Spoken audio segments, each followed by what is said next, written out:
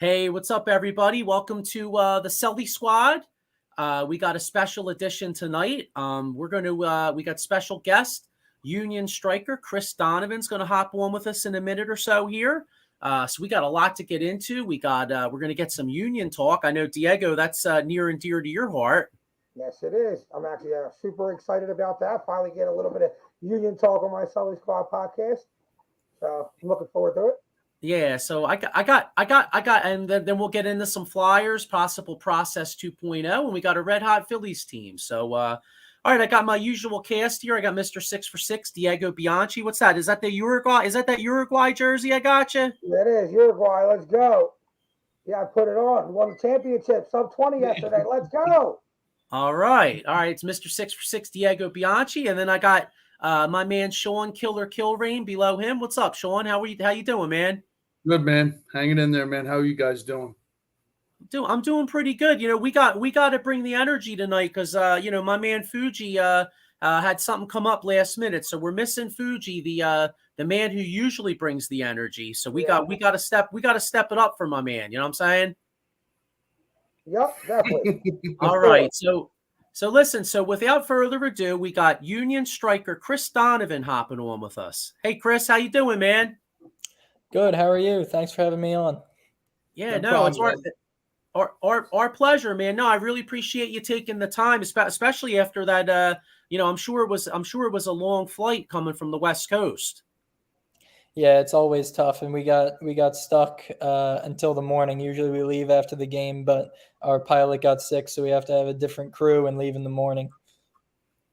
Yeah, I hear you. Well, you guys have been playing some great soccer. I mean, what was it? Not nine in a row going into Saturday, correct? I think it was, yeah. Or 9 unbeaten. I'm sorry, 9 unbeaten. Yeah. So, I'm Diego.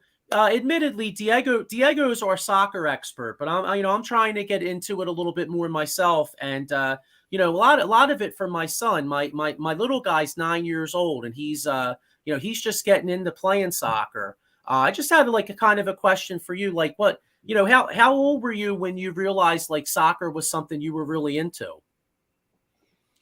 Well, it was always one of three sports that I played. I played basketball, soccer, and baseball growing up, all from a pretty young age. But it was sophomore year of high school where I decided to go soccer full time. Okay, interesting. Okay, yeah, cool. Yeah, because like I said, I got my son in the baseball, and he it's too slow for him. It's not enough action. He doesn't like it. So the baseball's out. He's liking basketball, and now he wants to play some soccer. So we'll see how that goes. Yeah, I had to give up baseball for the same reason. Oh, okay, gotcha. So what's up, Chris? Thanks for joining us today, man. We appreciate it. You're the first Union player I actually got to talk to. I've been covering the Union all year for Edge of Philly Sports, actually in the press box. So I just had a couple of questions for you. You had your first assist the other game against New England. How'd that feel? It's always good to make a positive contribution, especially as my role is mostly as a sub. There's not always that opportunity. It's usually just the last 5-10 minutes trying to close out a game, not necessarily having to add on a goal or an assist. But it's always good to get one as a forward. Definitely. That was a tough loss. That was a tough loss the other night. I know you didn't get in till later on, the last 5 or 6 minutes, but did anything go wrong for your team that you've seen from the bench? Do you see other things that players on the field don't see, and maybe you tell them during the game or something like that? You always see a lot from the bench that it's hard to see from the field. Everyone on the bench is constantly talking about what we could be doing differently. It was an unlucky game, really, where we had the chances to score, didn't, and then their left back hit a fantastic strike from 25 yards. So you can't do anything about that. And then, a little bit of an injury to Damien too. So that made us change formation early in the game. Yeah, both goals really were really good goals by them. Pretty much, Andre Blake couldn't do anything about them. So you guys are coming off what? It was a 9-game unbeaten streak. And before that, it was like you guys were having some tough games. You guys really couldn't get anything going offensively or anything. How big was that 9-game unbeaten streak, you think, going forward for the last 16 games or so for the rest of the season?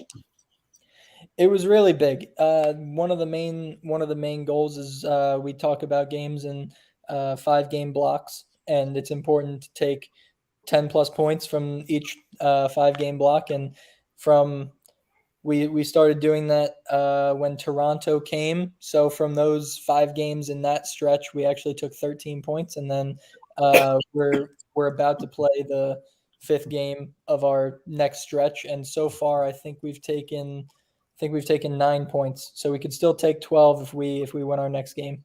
And yeah, the main goal was just to close the gap at the top. Cincinnati finally dropped points the other day too. So yeah, we want to win the Eastern Conference again, and that stretch definitely did a lot in helping. Would have been nice if Cincinnati dropped a couple more points along the way too, though.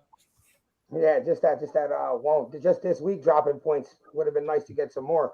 How confident is this team that they can get to the top of the Eastern Conference? We feel as if that's where we should be.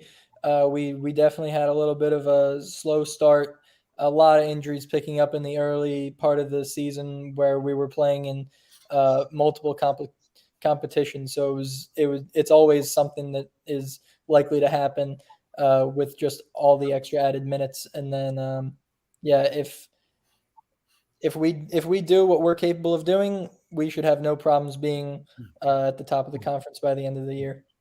Yeah, I agree. I think all them games at the beginning of the year, you guys had a lot of games at the beginning of the year. Did that play into the slow start you guys had?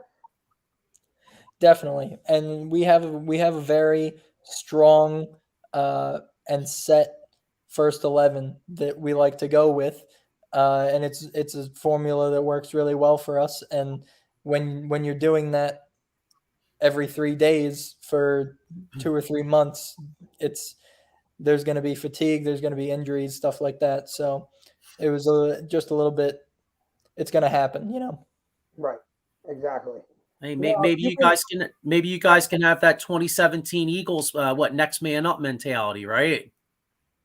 Yeah, there is always that type of mentality, and everyone who's come into the team has done their job, and that's always how you feel as a bench player, someone who's usually on the bench. That whenever you get that opportunity, you need to step in, show what you can do, and that you're capable of doing that role full time if needed. And it's just our first 11 usually is pretty not injury prone. They're able to stay really fit. Right. So it's usually something like all last year that we didn't have to deal with pretty much at all. We had very few injuries. So you know, it's just something that happens. Yeah, well, even a few weeks What's back. it like being a kid from Paoli, playing for Drexel and your team, the Union, man? Did you ever envision playing for the Union? It's not necessarily that I envisioned it, but it was, you know, when it actually happened, it couldn't have worked out any better. And I would go to Union games and think, oh, I think I could play at this level. I think I could be out there, and just so happened to work out and actually happen one day. When did you realize that you're like, all right, I got a chance to actually be a professional soccer player? You know, it was going to Drexel is not, you know, a glamorous college soccer team, so I knew it was going to be an uphill battle. But when after my senior year concluded and I was getting awards from the conference, from, you know, college soccer, it starts to be something that you think about. It's not necessarily that you care about winning these, you know, superficial awards, but the awards are necessary in order to get the looks at the next level. And that thankfully, that's what happened. I was drafted by Columbus, and then they let me go after a little bit of time, but they knew that I knew that I had an option to play with Union 2 afterwards, if that didn't work out. So that worked out fine for me. Got to continue living in Philly, and then halfway through last year, got a surprise call up to the first team. So now you made it here. What's the hardest thing about being here? I mean, I wouldn't have it any other way. So I wouldn't necessarily call it hard, but it's, it is hard. It's being a professional athlete. There are no days off. The days off that do come are you're still having to do work to recover and make sure that you're ready to go when it's time to go again. Yeah, I got a kind of a question, like just for the whole league, like the MLS, like we were touching on awards and stuff. Well, I mean, I mean, how big is it going to have with Messi coming into the league? I mean, how much do you think that's going to change just the whole entire league? It's going to change a lot because nothing's ever happened like this before. Like when Zlatan came over, it was more of a traditional. It was supposed to be the end of his career, but then he ended up going back to Europe anyway. But Zlatan wasn't still the best player in the world at the time when he came over. Messi is still the best player in the world. So it's gonna be interesting to see what happens. Every team is paying a bit of his salary, so we're actually paying for him to do his best against us, which is unfortunate a little bit. Yeah. That's what happened. You're the greatest soccer player of all time. Yeah.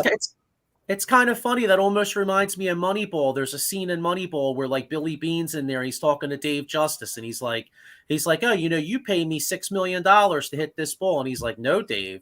He's like, I pay you. He's like, the Yankees pay you $5 million. I pay to. He's basically like, the Yankees pay you $5 million to play against them. Yeah. We pay you $1 million. You know what I mean? Like, it's just, I don't know. It just was kind of funny, how you put it and everything. Now, how do the players in the league feel about Messi coming over? Are they happy about it, or do they feel some kind of way that money is being paid to him from your team when he doesn't even play for your team? How do you feel about that and the other players? For the guys that we've talked about it for ever since it was really rumored, a month or two ago to be really heating up. And then even last year, it was a rumor, but we were always thinking that it's definitely a good thing for the league. A lot of people are going to tune in to watch Inter Miami games. A lot of people are going to subscribe to MLS Season Pass on Apple TV. And it's going to be an overall good thing for the league. But obviously it's going to be tough when we play Miami. Definitely, and there's rumor they're trying to get Luis Suarez over here and Busquets, and everybody wants to come play for Inter Miami now. Yeah, man. It doesn't surprise me if it wouldn't surprise me if Suarez and Busquets followed Messi and also joined Inter Miami. So now, competition-wise, do you think that's good for the league, or you think that's a downfall for the league? You know what I mean? I think it's good just to have a player of his caliber in the MLS. It's always going to be good in that sense, and it remains to be seen how it'll affect the league competitively. Obviously, if it's just adding, I say just, but it is Lionel Messi. If it's just adding Messi to Inter Miami, they're in last place. Maybe it's a necessary thing just to even their playing field a little bit. Maybe it's if Suarez, Busquets come as well, then they start to dominate and it becomes a little bit of a bad thing. But I don't know. We'll see is all. Now, how do coaches go about? Now, there's no player in this league like Messi. Everybody knows that. How does a coach go about game planning for him when, like, the talent level is a little bit separated? You know what I mean? Yeah. So obviously, we've never faced anyone like him before. So there's nothing that I can say will definitely be the game plan. But I can say that when we face a really good technical player that is, like Acosta from Cincinnati, Heel from New England. The idea is to just keep them out of the game any way you possibly can. Whenever he enters the space of the right center mid, then now it's your responsibility. You don't allow him to have the ball. If he's able to get on the ball, you keep him on his right foot the best you can. And if he beats us with his right foot, then so be it. What else can we do? Right. Exactly. You're right. That's all you can do, right? I Now, Alex Martinez ready to just tackle him. Yeah, Jose's played against him a couple times for Venezuela, so he'll know what's necessary, and I'm sure he'll take his usual measures in stopping a skillful player. That's funny. Now, when you have players that have faced other players that you guys haven't played, they always got giving you guys little tips on how to guard this player, go after this player. Yeah, everyone always shares the information that they have. It doesn't necessarily apply to me as a forward. Right. It's a little bit less of, hey, this maybe it is though, because sometimes a guy will say, hey, this guy really lacks pace. So when you get the ball, just go at him, push it past him, and see if you can beat him. So everyone's always helpful with any information that they have, and the coaches do all the scouting in the world too. Nice. Now, to change the subject a little bit, I want to move on to Jim Curtin. How big has he been for your development since you've gotten to the Philadelphia Union? Jim's great. He always he's not afraid to tell you when he thinks that you have made a mistake, but he tells you what you should have done, and he's always really helpful to everyone in the team when you need to be told, that something you did was really good or something was not so good. It's just, he's a great coach. Yeah, all the time. 2 or 3 time MLS Coach of the Year. That says enough about him. He's a great coach. Yeah. So looking forward for the rest of the season, what's the most important thing you have to do to continue to strive in your role? The thing that I would most like to do is get my first goal this year. It's just something that I'd like to tick off my personal checklist and allow me to continue growing my role in the team. But on a less less personal and selfish angle, I just want to keep being able to do the best I can with the minutes that I'm afforded. And if that's just being asked to come in, close out a game, do all the back pressure and pressing that's necessary, win headers, go chase down defenders, like that's what I'll do. And I'm glad to do whatever's needed to make sure that the team gets the wins that we need. Right. Now it's I'm hearing rumors that Julian Carranza could be on the move to Europe. If he goes, what kind of opportunity could that bring for you coming after? It's just something that I haven't heard anything, and if there's a spot that opens up, I'm ready to fill it. If not, then I'm gonna try to keep earning it, the old-fashioned way, and just keep putting in good performances. And if I can earn a starting spot, that's fantastic. Right. Hey, I got one of our that's Dave Yarnell has a question here. He says he just wants to know, what are the toughest teams you faced so far? It's an interesting question because me personally, I've only played in maybe 15 or so games. So if we're talking about games that I myself have played in, the LAFC, fantastic. Obviously, we all know that. Cincinnati was great. And then if we're talking about games that I'm not involved in, there's also we've played Atlas from Mexico. They were very good. We had to work hard to advance against them. And who else? I can't remember. I'm about to say one more.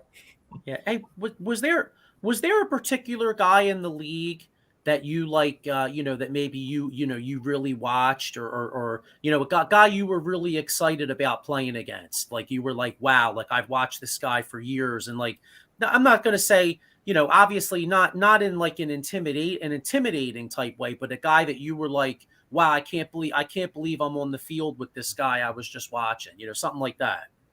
Yeah, definitely. I've always been a Liverpool supporter. So last year, coming in and pretty much right away facing Shaqiri was very, very cool. Getting to shake hands with him after the game is uh, a very cool thing. And then on the other side, Gareth Bale has ruined my day several times as both a Liverpool fan and Union player. So obviously he's fantastic. He's unbelievable, but uh, always seems to be on the wrong end of what I'm trying to accomplish. Oh, that's funny. You get a I, chance I, to check out the World Cup game yesterday, the sub 20 game?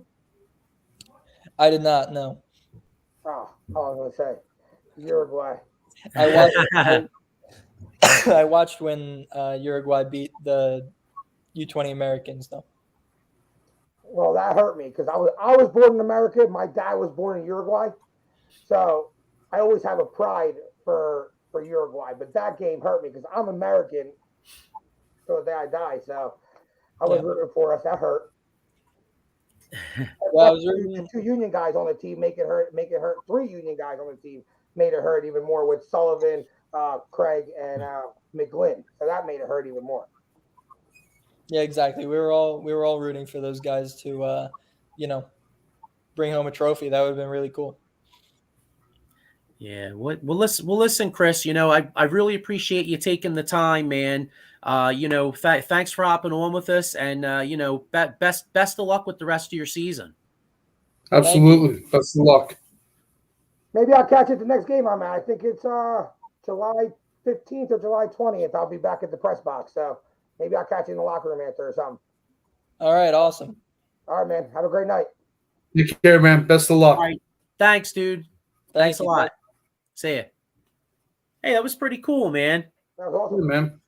First Yeah. professional I player we wish ever him had. the best, man. Young kid trying to make it in the soccer. He He's seems good. like he has that determination.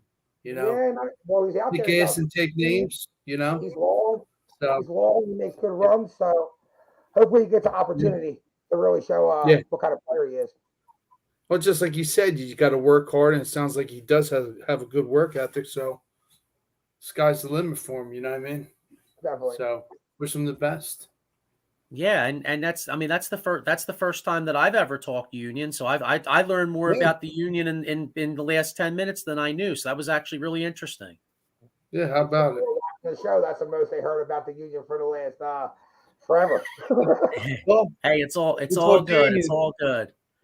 So, but all right. Well, that was really cool. And Yeah, you know what? I want to get into some what do we do next? Should we do the Red Hot Phillies, or we should do the Process 2.0 Flyers? But before we do, I want to get a couple sponsors here real quick. So let me just get onto this here. All right. So anybody out there, you're a coffee drinker, make sure you check out Monkey's Cold Coffee. You could use the promo code OOTBS Sports at monkeycoldcoffee.com at the checkout.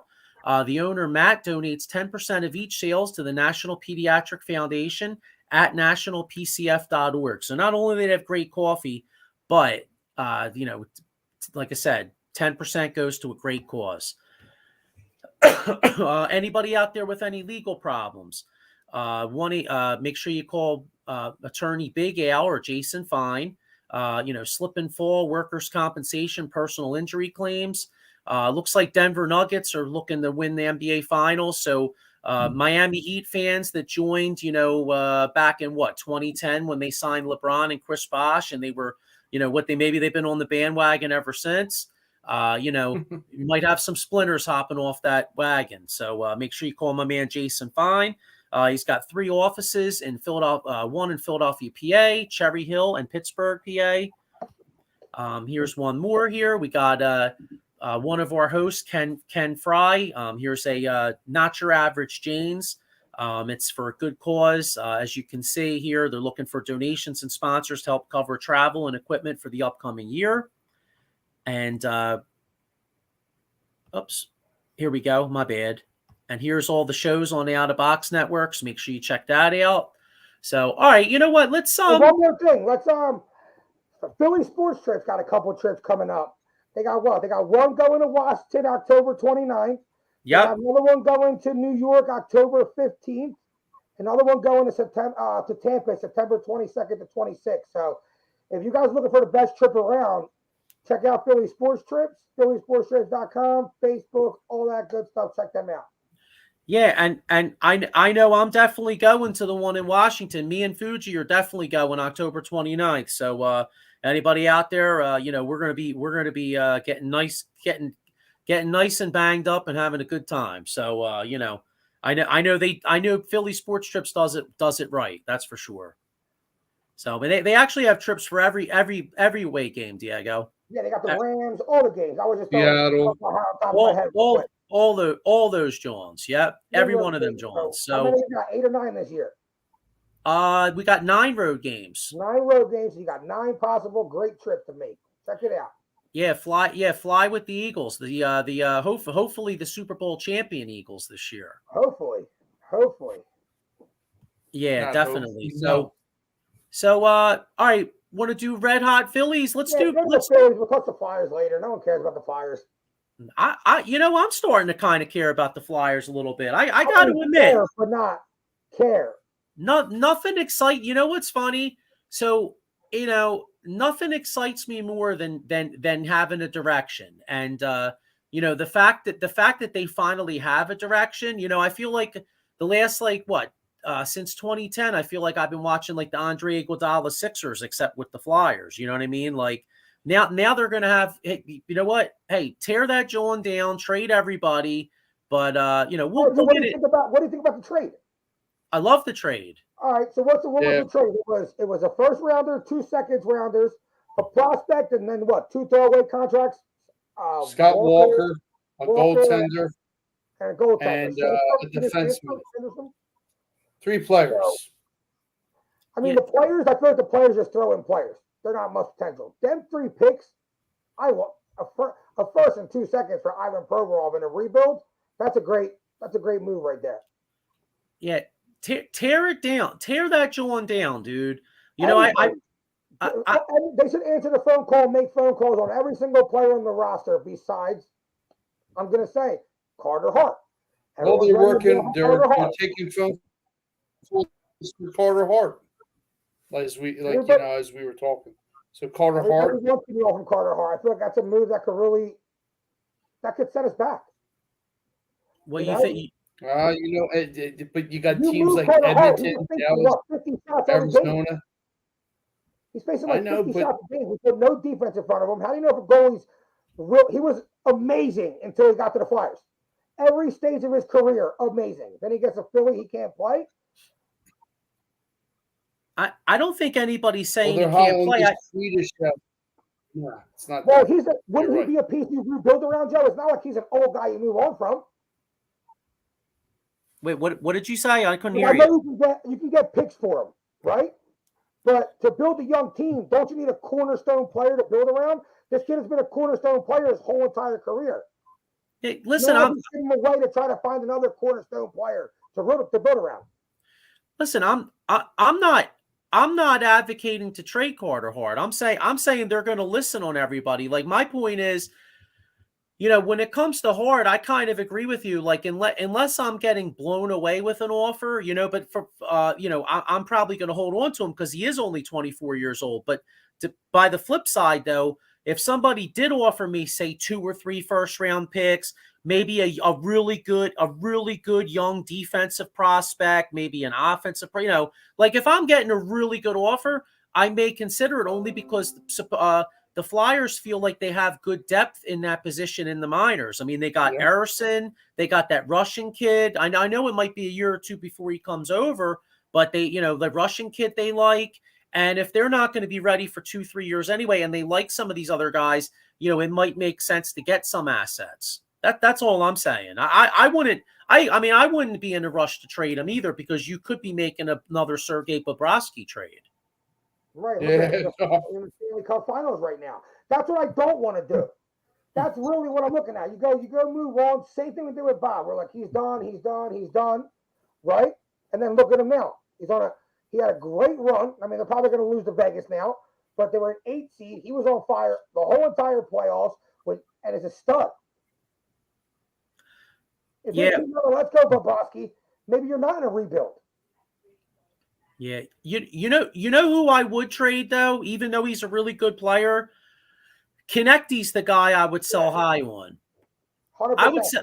I would sell high on TK. Now TK's young. He's on a good contract. He scored you 30 goals last year, but TK's not a big guy. He gets hurt a lot. And if somebody gave me, I was reading that Edmonton might have interest in TK. Edmonton has a couple. They have a young defenseman. I think his name's like Brogner or something that begins with a B. I don't have my phone in front of me, but it's like Broggen or something. He's a Swedish defenseman. And, the bottom line is, if I could he was first round pick in 2019, either 2019 or 2021, I forget. But either way, if I could get myself a young defenseman and maybe another pick or another prospect, that's the kind of move I'd make as a rebuilding team. Because, if you look at the Flyers do have some young forwards that you could build around. I mean, you got that kid Gauthier down at I think he's staying at Boston College, I think it is. Yes. So you got Gauthier, and then you got Forrester. Forrester's one of the top prospects they got. He's another winger. You got Owen Tippett. What's that? Is it Philip Broberg or that's who? Yeah, Broberg. Yes, I believe he was a first round pick for Edmonton in 2021. Yes. Yeah, he's 2019. All right, it was 20. All right, bottom line. 6'3", 189. Okay, but bottom line is that he's a young defenseman with some. Keith Jones stated on 97.5 he wants to build from the back end out. So what kind of moves you make? Okay, you have young forwards. You got a Tippett. You got a Forrester. Maybe a Bobby Brink possibly develops. You have this the 7th pick. Maybe they go defenseman, but it looks like they may go another forward. So maybe you go a young forward at number 7, and then the Provorov trade getting the 22nd pick. Supposedly that's a prime spot for defensive prospects. So maybe they grab a young defense. One guy. All right. So as long as you draft well, I mean, if you could draft a good young defenseman at number 22, and maybe you trade a TK for some assets and another young defenseman, then all of a sudden you're starting to build to something. You got a Cam York. You play that guy. The kid they got from the Kings. They got what was his name? Hans something. I think his name was Hans. Yes. I wanted to say Hans Gruber, but then I'm like, well, shit, this ain't Die Hard, right? I was going to say Han Solo. Yeah. Yeah, or Han Solo. Yeah, exactly. Yeah. Star Wars. Yeah, I know. I don't know why, but when I say Hans, now I know Hans Gruber was from Die Hard, but I was thinking Hans Gruber. But what's funny though? I don't know if you guys have seen it out there. There's a great documentary on Netflix about Arnold Schwarzenegger. Do you guys see that at all? Yeah, I didn't see it yet, but I did see it that it was out. Yeah. Dude, I'll tell you what, man, it's phenomenal. It's really good. I got 10 minutes left on the third episode, but basically anybody out there, if you want to watch something good, that documentary on Arnold Schwarzenegger is really interesting. Like the first John's all about the weightlifting and bodybuilding, all that stuff. Second one is the acting, and then the third one's the Governor, where he was the Governor and to nowadays. But tell you what, you really learn a lot about the dude, because I didn't know all this stuff about him. But you want to talk about a guy that was driven. I mean, this dude was really driven, man. Absolutely. hopefully, hopefully the Flyers draft some guys that are driven like he is to be successful, because this franchise has really sucked for a while. You know what I mean? Well, definitely. Yeah. They're really behind. Yeah, I They're mean, high on you know, this. what were you saying, Sean? They were high on this defensive man, Danny Briere, David Reinbacher, 6'2", 185. Shoots right, Yeah, yeah.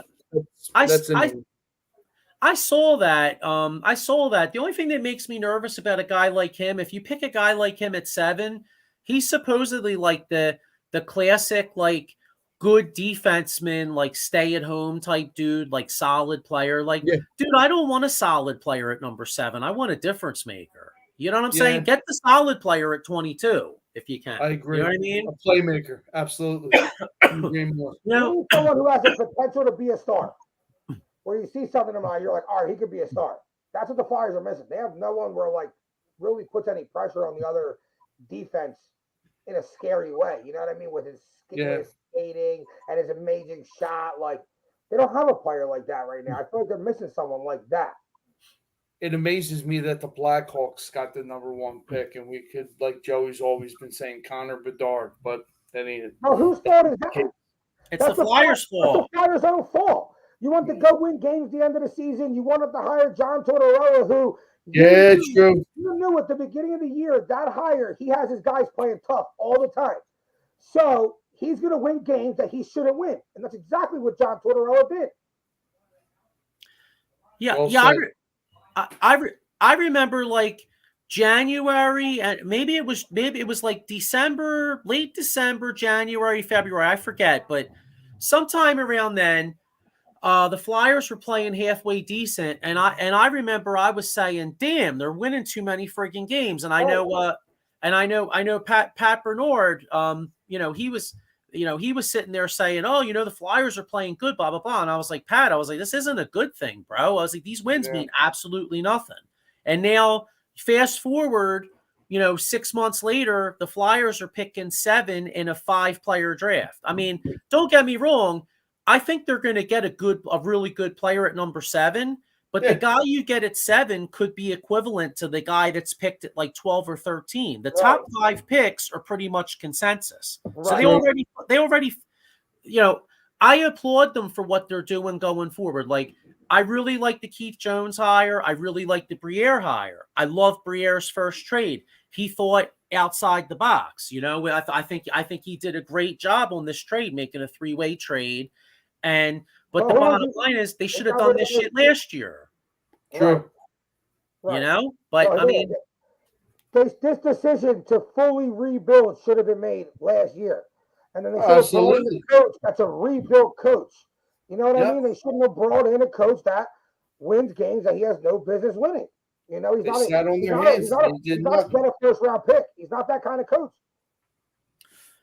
Yeah. So, but hey, I mean, as we can't cry over spilled milk. So the only thing you could do, make these moves, try to get what you can for Kevin Hayes, even if you gotta, if you gotta eat like $3 million, $4 million of his salary to get a better pick, do it.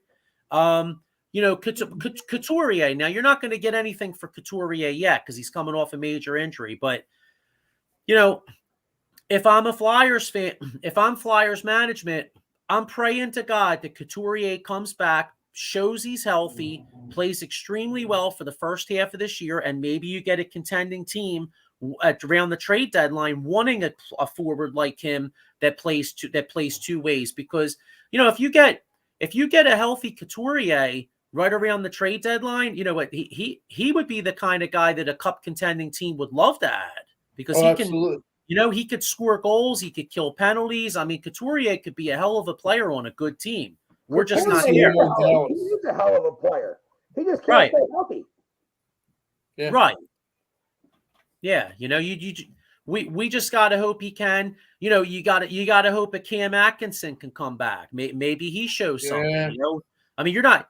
Now, granted, you're not going to get a ton, I don't think, for a Cam Atkinson, but maybe around the trade deadline, maybe a team needs a guy that could score some goals. Okay, yeah, maybe you get a second or third round pick, whatever. keep stockpiling those assets like a a la, in the NBA, a la Oklahoma City or Sam Hinkie. Sam Hinkie fucked it up. You know what I mean? Yeah. Stockpile those assets, and in a couple years' time, a couple good drafts, clear up that cap space, and maybe in a year and a half, 2 years' time, maybe you're signed a free agent. You know what I'm saying? True. How long do you guys think till this Flyers team's back to prominence? Wait, what'd you say? How long before this Flyers team is back to playing real competitive hockey? I say you can, if you have like two really excellent drafts and make some really good trades, 2 to 3 years. If you have any missteps, it could be 4 or 5. I was going to say 3 to 4. Well, what were you saying earlier, Joe? Sixers will be they'll be going into rebuild mode, and the fans will be out on the Sixers, and then by the time the Flyers are ready to win, Philadelphia's locked in. Yeah, on the Flyers. That's true. I got a comment here. Miko Spencer, what's up, fam? Watching the squad and eating dinner at Applebee's.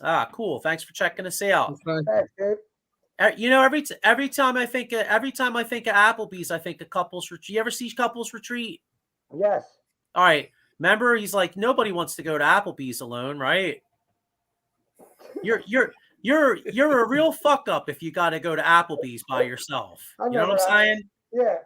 That's like life goal. If you have to go to Applebee's by yourself, you got zero game at all. Just hang them up. Just get right to the bar. Yeah, I know exactly. Yeah, really. But just every back turned. Yeah, but so what's funny though? Speaking of the Sixers, you know what? I wasn't even going to really talk Sixers, but there's some interesting rumors coming up. Interesting rumors today. Yeah. What do you guys think? Any Bill Simmons was on his podcast talking about possibly Bradley Beal. Yes, I like that.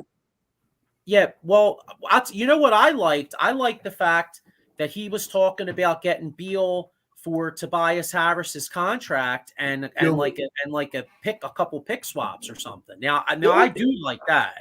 Do you think that's even possible? Diego, I didn't think so, but now I you know what? I do now, and I'll tell you why. It kind of reminds me, remember when the Sixers started the process and they traded Drew Holiday for basically nothing? Yeah. Yes. And part of the reason was because they wanted to intentionally lose games. Yes.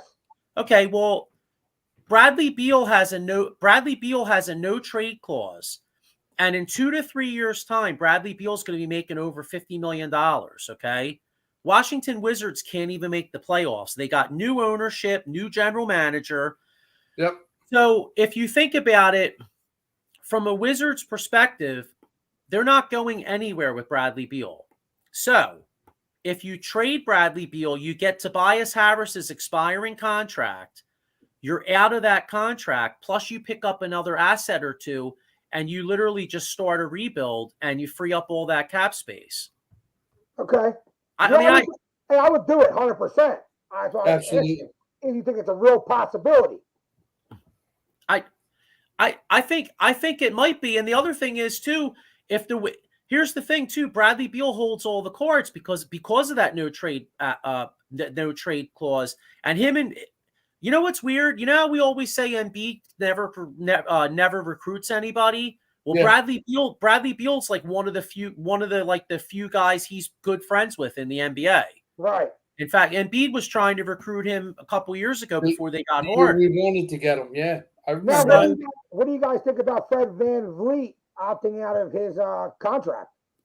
It says something. He wants to play with Nurse, I think. What do you think, Joe?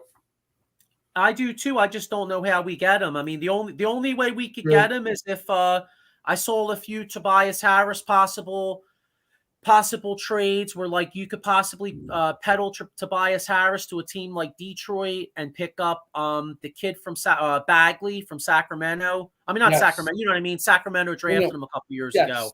Marvin Bagley. Yeah, so Marvin Bagley has, I believe, 2 years left on his contract at $12 million a year each. Detroit may want to get out of that, so maybe they take on Tobias for 1 year because no free agent's going to go to Detroit. So Detroit has tons of cap space. Maybe you give them a future pick way down the line, take on that cap space, and then you could use that money to get Fred Van Vliet. That's the only way. That's the only way I could see that happening. But if that happens, then the only thing is I don't know how much that makes you better, though, because if you're only adding Van Vliet and then you let Harden go for nothing, and you have to trade Tobias, then what do you really got? I mean, you're going forward with what? Van Vliet, Maxey, and Bede? That team's not going to win shit. Now, could you do something like sign and trade, or like could he sign and be traded by the Raptors to here, or like Tobias Harris and Maxey, clear up enough space, let Harden walk, clear up enough space to add another player? Maybe just change this all up? Maybe I did read something where if all right, so see the thing is I like we've been saying, Diego, I really don't think that Harden's going to leave. I think Harden's going to stay. So I think a lot of this is moot. I think the Houston thing's bullshit. Right, but it's going on for too long. Like, it would have been bullshit, Joe, right, if he was using it for leverage. But it obviously seems like the Sixers caught his bluff.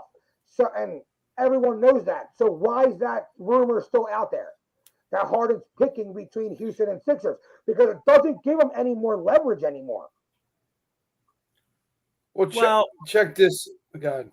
No, go ahead, Sean. There's a trade for the Sixers Bulls. Lonzo Ball, Caruso, Derek Jones, Tobias Harrison, Springer, 2024 second-round pick, and a 2029. Both second-round picks go to the Bulls. Well, you lost me at Lonzo Ball because he might not never play again. Yeah, Lonzo Ball might be. People in the Chicago organization, nothing is set in stone, but some people have been saying he's never going to play basketball again. Yeah. You know what's ironic? And it's a damn shame because by most accounts, Lonzo Ball is actually a really good kid. Really good player, too. Yeah, he is. He is a really good player. And it is a shame because when he came into the league, he had that weird looking shot. He made himself a really good shooter. But a lot of people are saying that his injury is from those trash ass shoes, the Big Baller brand. That's what I was reading. Yeah. Huh? You believe that?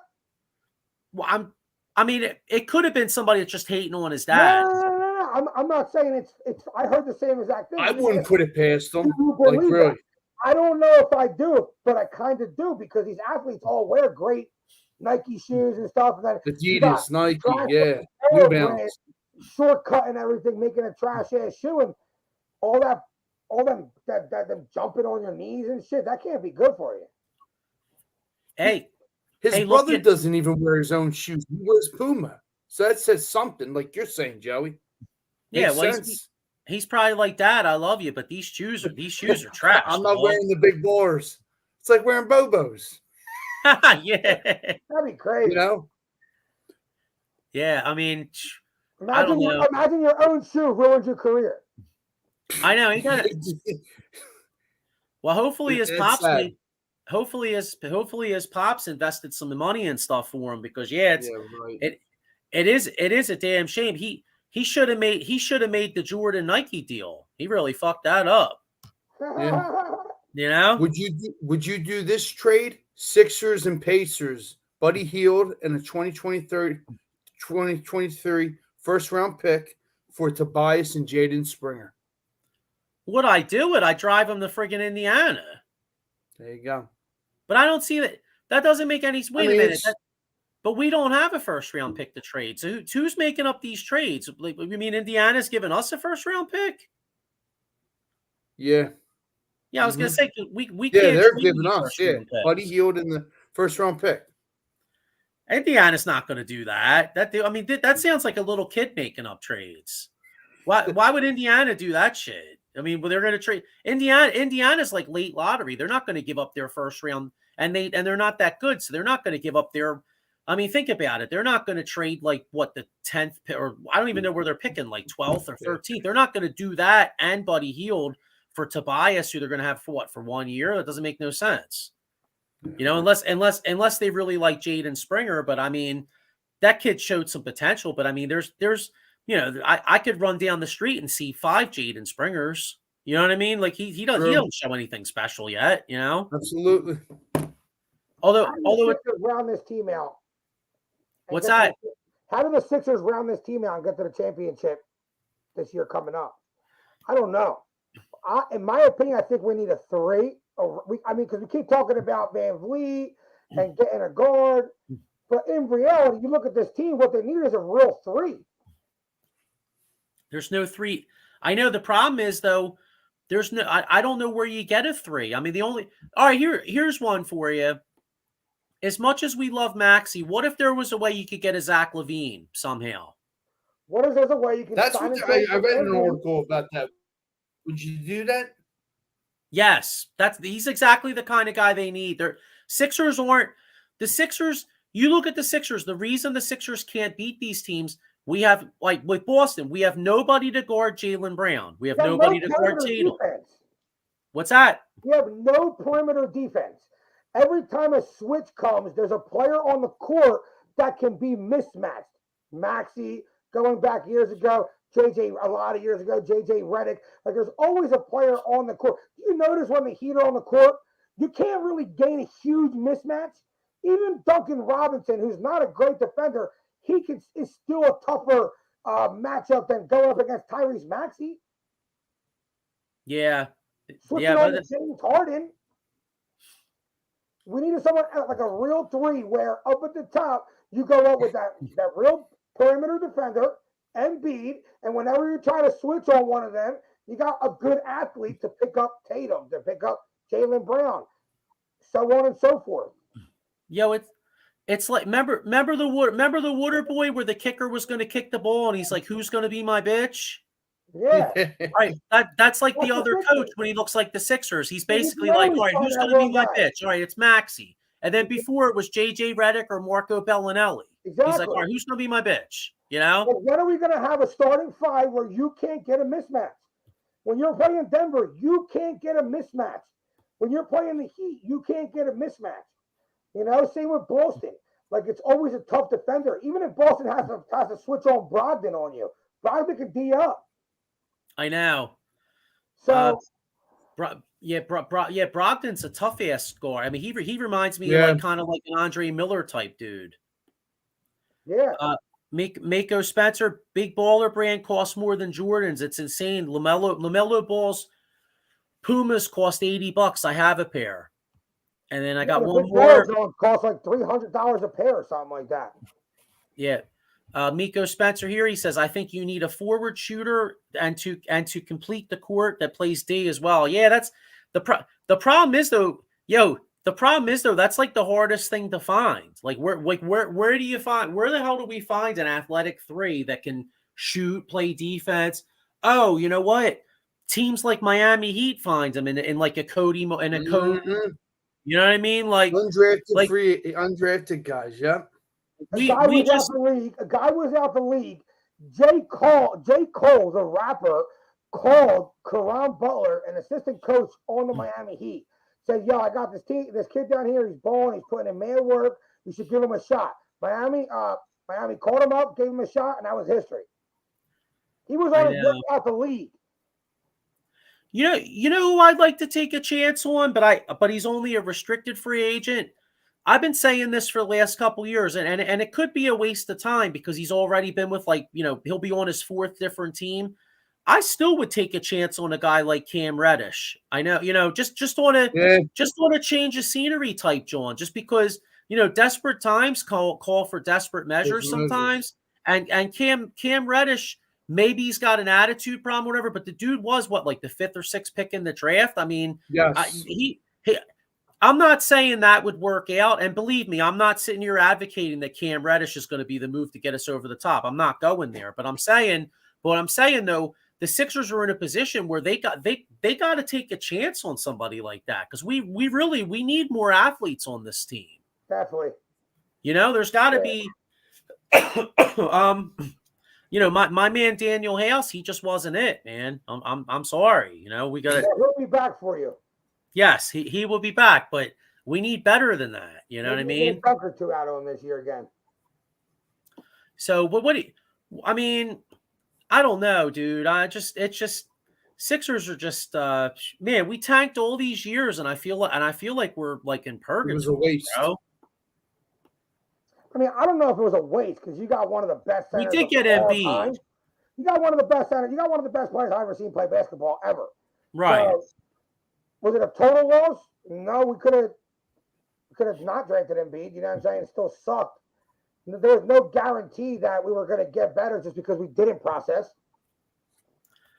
Yeah, I mean, and look at it like this. I mean, and it's not only Embiid either, by the way. Like You know how yes, many teams in the NBA wish they were the Sixers?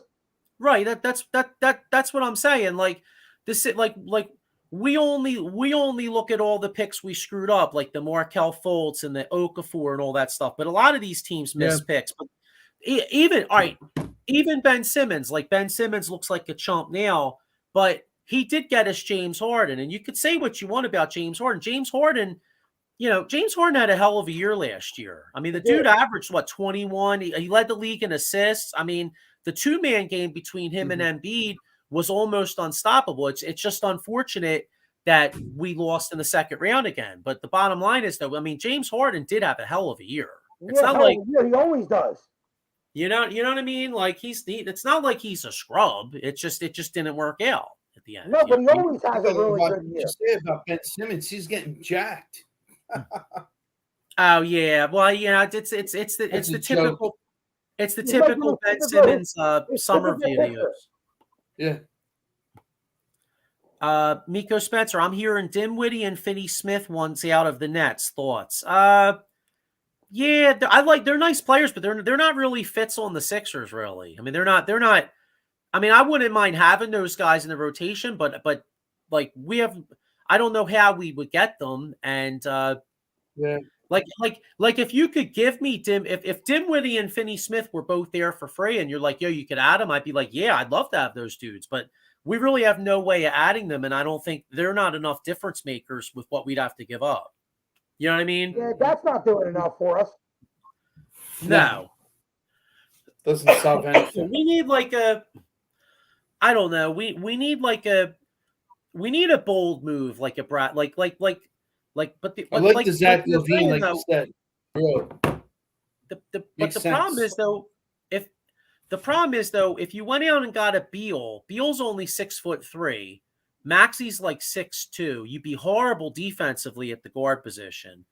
Then if you went out and got a Beal, and then you almost can't keep Harden. So basically, you're letting Harden go. So what are you doing with Harden? Are you trying to convince Houston and Harden to hook you up with the sign and trade so you could get the trade exception so you get more players? Like I like Daryl Morey has been like he's been a very imaginative GM.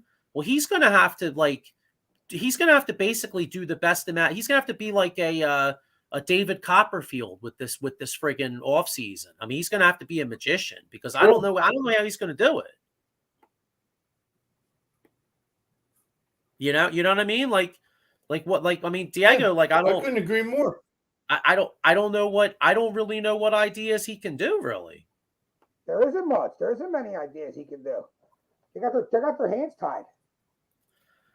Well, You're right. You can't. I'll take Beal. How do you have Beal and Maxey in the same backcourt? We just got done talking about mismatches. There's gonna be two mismatches out there at all times. How do you get away with that?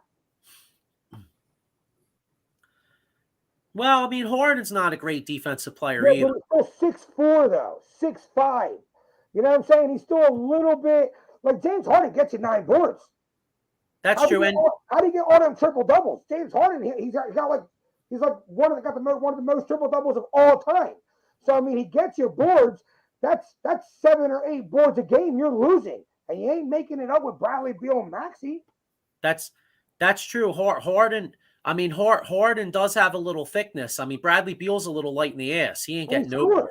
Now I'm not saying Harden jumps out of the gym, but maybe he uses his body a little better. But he definitely gets unnoticed boards. You know what I'm saying? But Beal and Maxey don't ever get them unnoticed boards, and they could be big in some points of these games.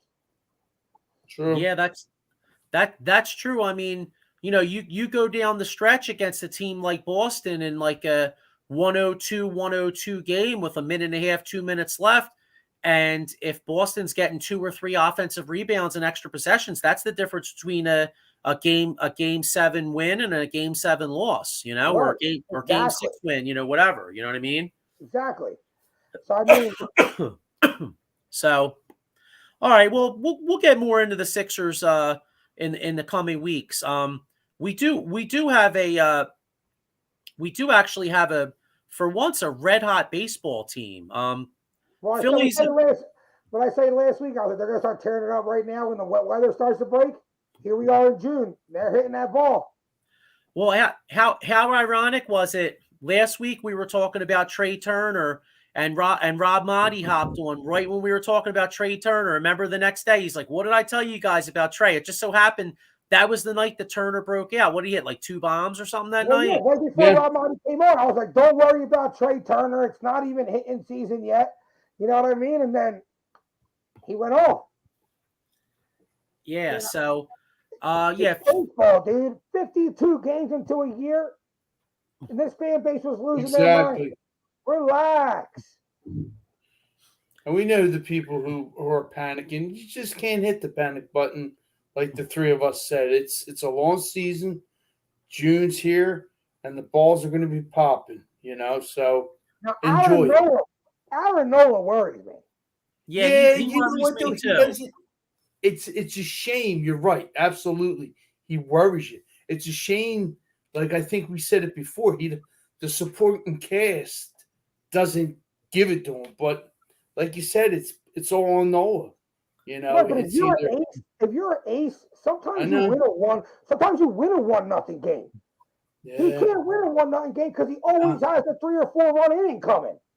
Mm-hmm. He's not an ace. Let's keep it real. I mean, so many Phillies fans have been saying this dude's an ace for so many years. He's not an ace. He's never been. He's not an ace. Not. He's a number 3 pitcher. or a low end. When he's on, he's a 2.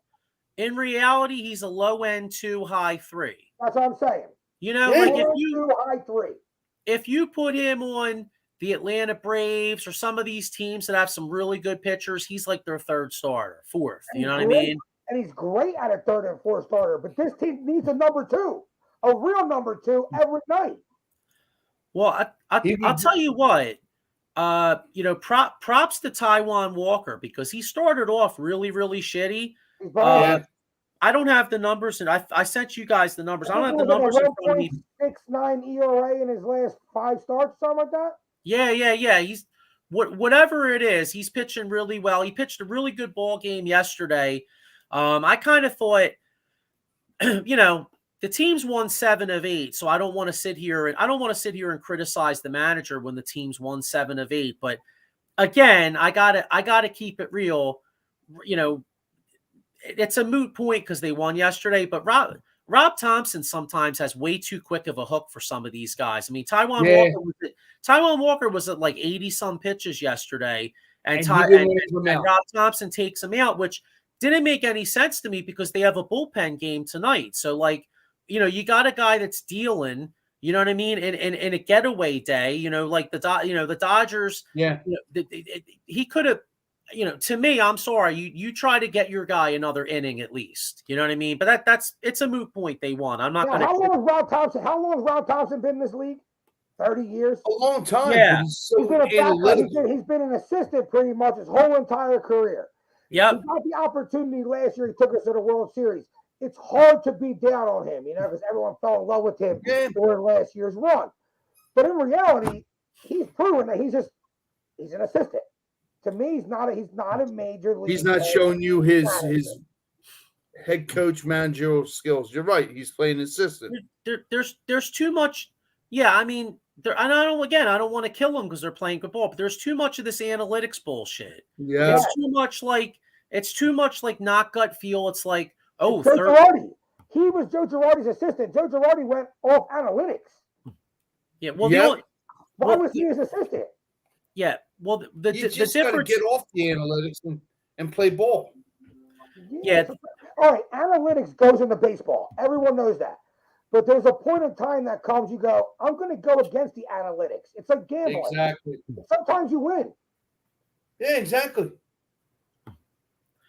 But the one thing I'll give Rob Thompson a lot of credit, though. He's in a lot of ways, he's like a younger version of Charlie Manuel in the sense that the reason these guys, and this is a big reason why I think they won last year, he instills like a much more relaxed clubhouse, which enables these guys to chill. These guys get along. You could see the Phillies are a very close team. They probably go out. They go out, drinking together. They're playing cards, slamming beers, whatever. You know what I mean? And that plays a big role into winning. You know what I mean? It's like anything else. When you're comfortable with people, like you said, like Joe Girardi, like he not only did he have the analytics, but he had people like walking on pins and needles in there, like, oh shit, you know what I mean? Like they were like grabbing the bat like it was friggin' sawdust. You know what I mean? Yeah. So all right. So before we get out of here, we suggested, so the Phillies are have won 7 of 8. The next 7 days, they have 4 with Arizona, and then they got 3 with Oakland, which Oakland is absolutely terrible. They're on like it figures though, right? Oakland's terrible. They're on like an all-time shittiest team ever type pace, but they've won 5 in a row. So what are we catching them the one time later this week where they're playing decent? I'm not taking them granted because they swept the Brewers for the first season sweep. The Braves. No, the Brewers. They swept the Brewers this weekend. Okay. But they're the teams that kick our ass. Like you said, you least expect, and they kick our ass. Well, I know we don't play good on the West Coast in Arizona. Yeah, so that's the telling one right there, because if I took a poll of baseball fans and just asked them who was in first place in the NL West, every one of them would probably say the Dodgers, but in reality, the Diamondbacks are actually in first place right now. Yeah. So they're playing playing good really ball, good man. ball. Real good ball.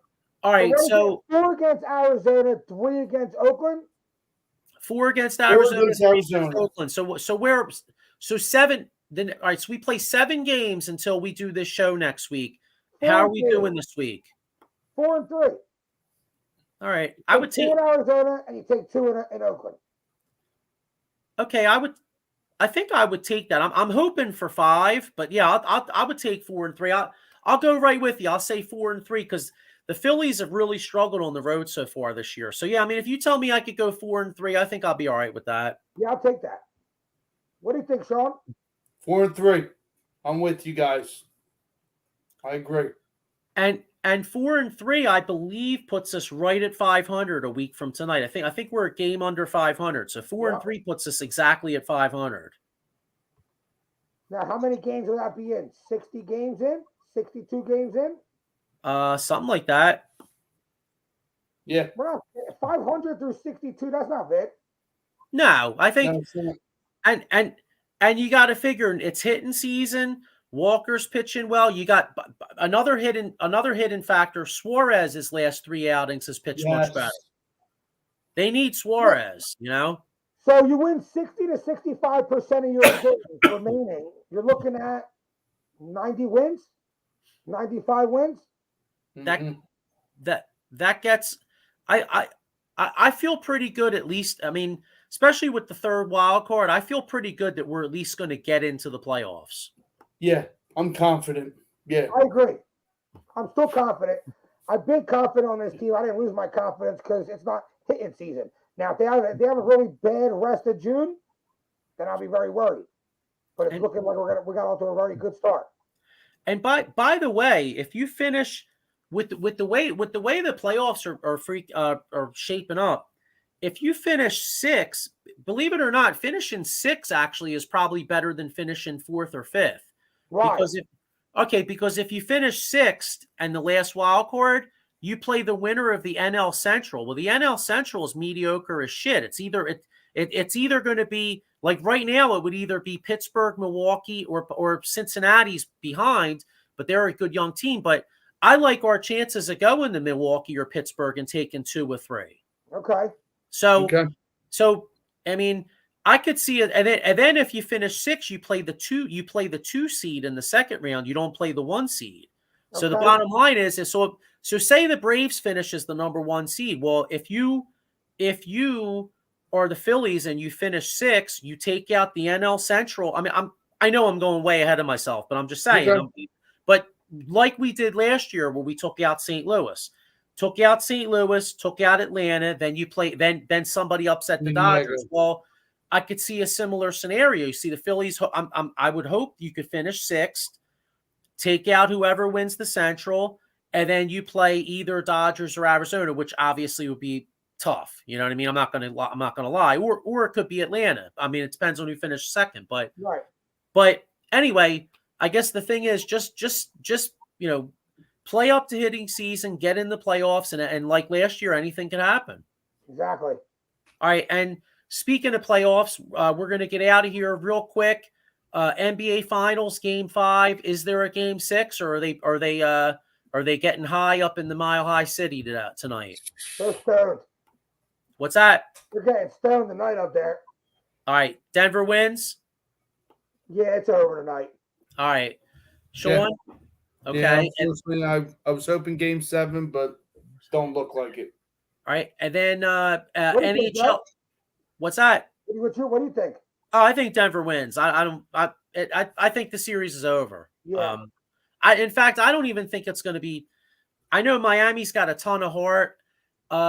Diego, I was telling you this earlier today. This series reminds me of the Sixers-Lakers in 2001. It's like the same type of series where Miami had all the heart. You know, they're the good story. They played their balls off to get there. And I'm not saying Denver's Shaq and Kobe. I mean, Denver's a nice team, but Shaq and Kobe probably would smoke them. But I get the same feeling. Like the Sixers won Game 1 and they were done. I think Miami won Game 2 in this series. They're done. You know what I'm saying? NHL Finals, is that over? Tomorrow night it's Game 5. Vegas closes that out. Yeah. What'd you say? Vegas closes that out. Vegas. Yeah, I think so too. I think that's done. It's amazing to see them go back and win a second one, man. Yeah, so all right, fellas. Well, look, it's been real. By the way, any baseball fans out there, make sure you check out my show with Dave Yarnell, Cowboy Dave, tomorrow night, 8:30. We do a show called Extra Innings. We don't just do Phillies; we break down the whole league. So, we do like anywhere Rookie of the Year race, top prospects, power rankings, you name it. So, any you seam heads out there, check us out tomorrow night. I know in particular, one of the prospects, Gunnar Henderson of the Orioles, I was on Twitter yesterday, and the dude hit the longest home run ever in Camden Yards yesterday. This kid, he hit one all the way to like the friggin' warehouse and shit. Wow. It was like, it was like a Babe Ruth shot in the city where Babe Ruth was built. Right. Or born. I'm sorry, not built. Whatever. Right. Although the way Babe Ruth used to hit home runs, maybe he could have been built, you know? So, all right, guys. Well, look, it's been real. I'll see you all later. All right, guys. See you Monday, man. Take care.